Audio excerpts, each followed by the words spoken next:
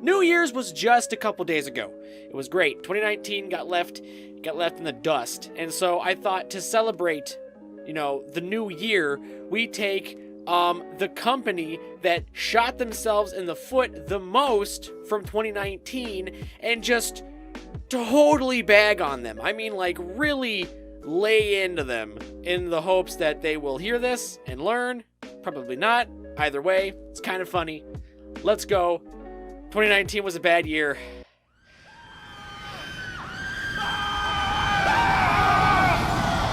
Yeah.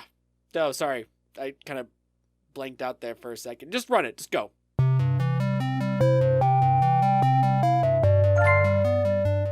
The last couple of years have seen the once revered company Bethesda Games lower themselves to utter mediocrity. A corporation that had a surprisingly few number of mistakes on their resume that one day clearly decided, hey, let's make ourselves look really, really terrible. It's really, really unfortunate they did such a fantastic job of screwing themselves over. Bethesda's fall from grace is a mirror to the current trend in the gaming industry and the companies that supply that market with content. I figured it would be worth our while to take a look at Bethesda's worst, most embarrassing mistake as a way to understand the industry as a whole. Without further ado, I present to you Bethesda's worst fucking year ever. The pre-release of any game is usually the time where companies spend the most time making the thing they're selling sound reminiscent of the best thing ever made. A lot of the pre-release time is dedicated to trailers, developers talking, leaks about gameplay elements, etc, etc. Basically, any new game in pre-release is the best thing since sliced bread, according to the companies who make them. Which is why Bethesda did the exact opposite of any of that. Prior to the game's full release in November of 2018, quite a few red flags found its way onto the internet. On October 23rd, Bethesda released a letter to fans via Twitter basically admitting Bethesda knew the game wasn't anywhere near finished but planned to release it anyway. After 3 paragraphs paying lip service to the fans, they buried the most interesting part of the letter towards the bottom, stating, "We all know with the scale of our games and the systems we let you use that unforeseen bugs and issues always come up. Given what we're doing with 76, we know we're opening everyone up to all new spectacular issues none of us have encountered. Some we're aware of, such as areas where performance needs to improve with lots of players. Others we surely don't. We need your help finding them and advice on what's important to fix. We'll address all of it, now and after launch." Continuing with, "This is just the start, which is the biggest red flag of all. This one little sentence summed up for me how truly unfinished this game was. This game was so far in the alpha state that releasing it was the first step in actually finishing its development." A couple other things bug me about this letter. First of all, we all know with the scale of our games and the systems we let you use. I'm sorry, it's not the systems you let us use, it's the systems we buy your games for. The only reason you're making games for all these consoles is because you know consumers will buy them, not because you chose to be nice and let us have access to these games on these systems. That's bullshit. And I mean, spectacular issues? This game they are going to release is going to, from launch, have spectacular issues. A game you are expected to pay money for is going to be released unfinished, and they are admitting that upfront to your face. Wow! I also really enjoy the portion where it says they don't know what issues they already have in the game they've been making for years. My guess is because either they didn't take the time to actually go through what they already had prior to launch, or they legitimately don't know what they are actually doing, which to be honest could go either way with Bethesda. But hey, you get to help them playtest the game because apparently Bethesda couldn't be bothered to internally check out the game and make sure it runs like it's supposed to. I mean, that's not a job for Bethesda, that's a job for the consumers. Didn't you know that? After that whole situation happened, it came time for the release of the beta, which as you can expect had some spectacular issues, haha. Which honestly is no surprise since fact, Bethesda also announced pre-launch that Fallout 76 would also run on the Creation Engine. The same Creation Engine that Bethesda has been using for the past 8 fucking years. You know, the Creation Engine, that very same engine that's had an overabundance of issues with performance and bugs, and might I also say that putting a whole online server on top of that Creation Engine is pretty irresponsible. Every way a game could just plain not work was featured in this beta. Problems that customers hilariously thought would be ironed out by launch. One of the best portions of the train wreck that was the beta was when the almost 50 gigabyte download of the beta itself was deleted by the beta itself because people pushed a few buttons on the launcher. A glitch that cost players hours of playtime, and it was another red flag to gawk at in amazement. The ones who actually got to play the beta didn't have a much better experience, as every glitch and crash made it clear Fallout 76 was going to be terrible at launch. On November 14th, Fallout 76 finally was released, and I'm sure no one was actually surprised. It absolutely sucked. All of the issues people complained about in the beta were present in the full release, because of course they were. On top of that, there was an overwhelming lack of content for a $60 release. Gamers and critics would point most of their attention to the missing NPC quest givers and the game's over-reliance on recycling the same content over and over and over and over again. You see, quests were handed out via holotapes and notes found while exploring. Or my all-time favorite mission, hey, go over here to this location, you see it over here, this location, and kill that thing.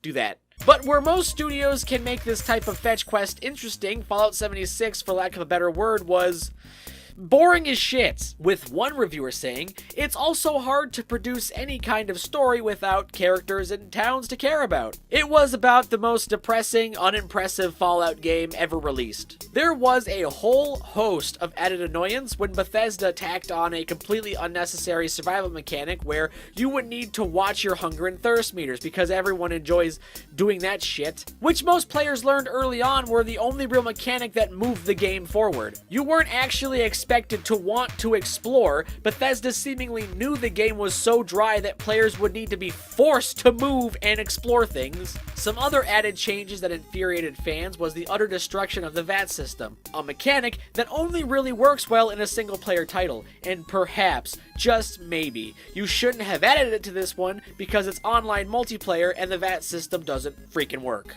Every decision made in Fallout 76 seems tailor-made to completely ignore what made previous Fallout games so good, and I can't stress how insanely sad that is. What would you say if I told you that there was a special edition of Fallout 76 for sale and included a nice power armor helmet that you could actually wear, and it came with a nice canvas bag to keep it in? You would say, that's pretty cool, right? Well, the people who bought it thought it was cool enough to sink $200 into, despite, I'm sure, not being worth $200. Unfortunately for the people who sank that ridiculous amount of money into a Fallout 76 Collector's Edition, they got completely screwed. In an insanely obvious example of false advertising, the nice canvas bag was instead replaced with a cheap crap bag that would serve as the analogy for all the lies and overall shoddy nature of Fallout 76 as a whole. The same month the game was released, customers began complaining about the bag to Bethesda directly, trying very hard to get answers as to why they spent $200 on an incredibly trashy nylon bag. Bethesda's response would be damaging and incredibly unprofessional. One Twitter user posted a screenshot of their interactions with Bethesda customer support where Bethesda basically said, "It was too expensive to make and we aren't planning on doing anything about it."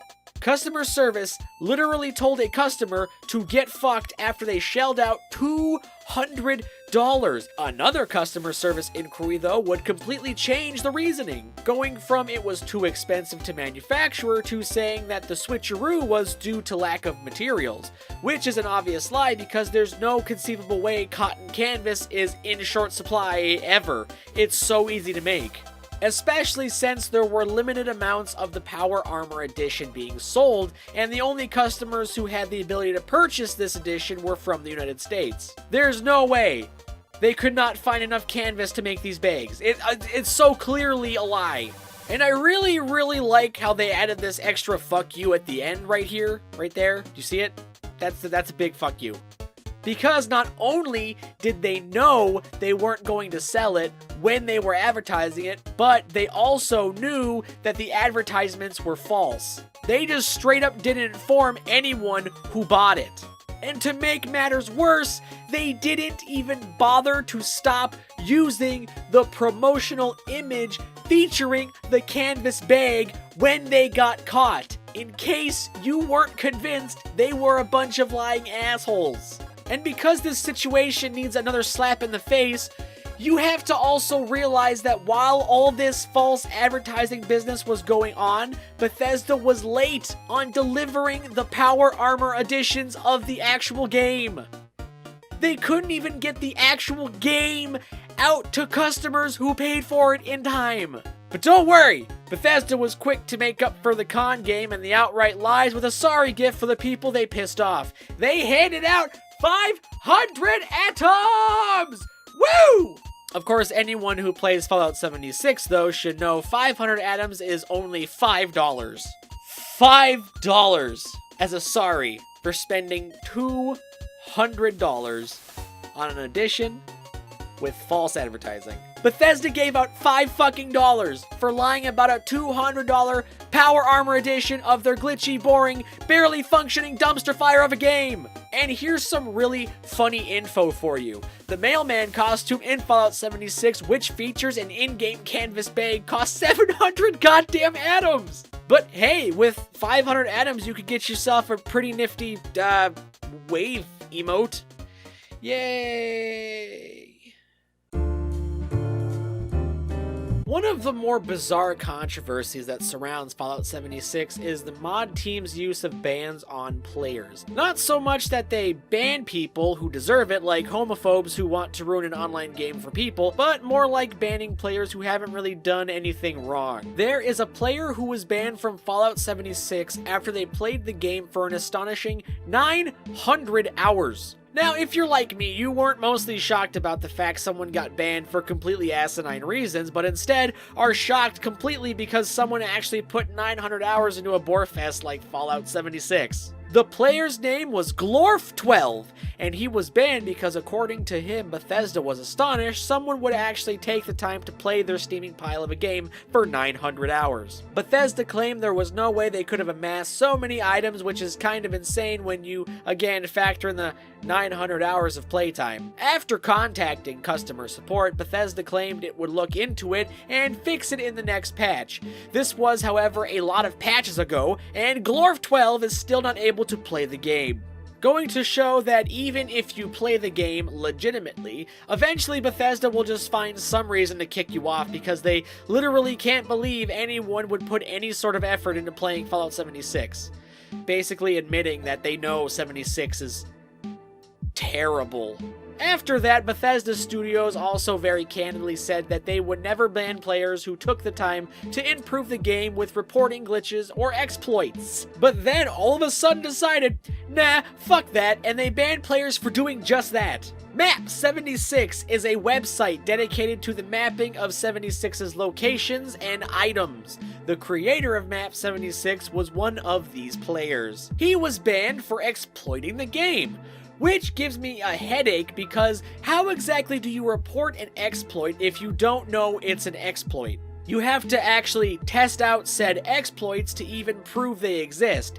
It's kinda dumb when you remember also that Bethesda is the one who initially said players were going to have to help them work out the bugs. But then, when a player does just that, they get banned. That level of dumb hurts me on a spiritual level.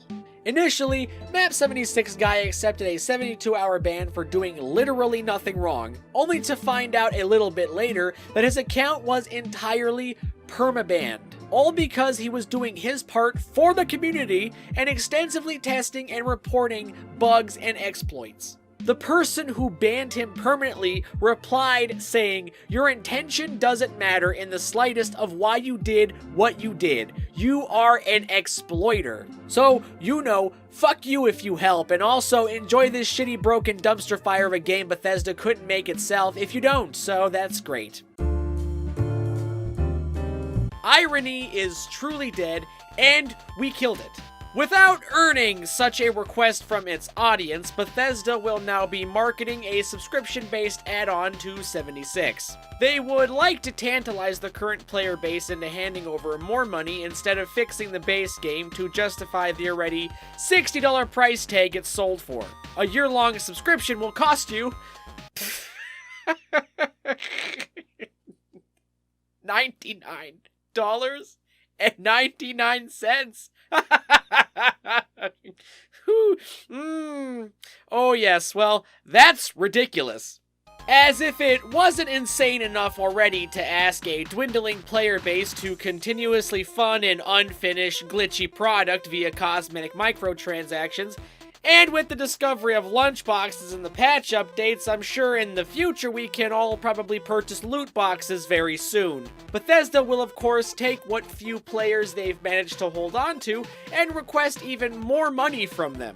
And oh, what a value this subscription is! Let's give a rundown of the benefits of buying a Fallout 76 membership. Private worlds! Which is hilarious considering Fallout 76 would have undoubtedly been much better as a single-player game. Unlimited scrap storage, which is of course an artificial restriction Bethesda added to the game to entice you into buying the membership subscription. 1,600 atoms per month, a ranger armor outfit, and some useless fucking emotes. All available right now for the low price of your pride. All available, mind you, before the massive planned update that will actually make the base game less shit, and would actually do that thing I've been waiting for 2 years now, and add some goddamn NPCs. An update which admittedly should have come well before a membership was offered to players,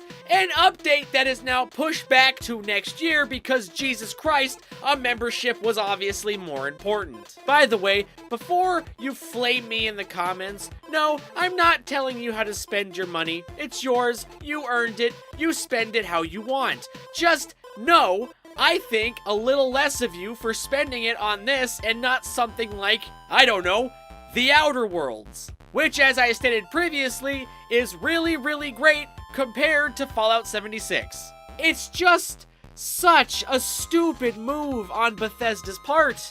They aren't even offering anything worthwhile for what they're asking you to pay. The game as it is now isn't even worth the original asking price, and here comes Bethesda asking for more fucking money. I wouldn't buy it for half the price. No, actually skip that. I wouldn't buy it for a quarter of its current SRP. I wouldn't trade a bag of Doritos for this game. That's how utterly worthless I think it is. God damn. $100! $100 membership for this! For Fallout 76? That's fucking stupid! Oh my god! Fuck off, Bethesda. It sucks. It sucks and you shouldn't buy it. You should stay as far away from this game as possible. For the reasons I've listed above. That's the conclusion. It's a bad game. You shouldn't give them money. That's it.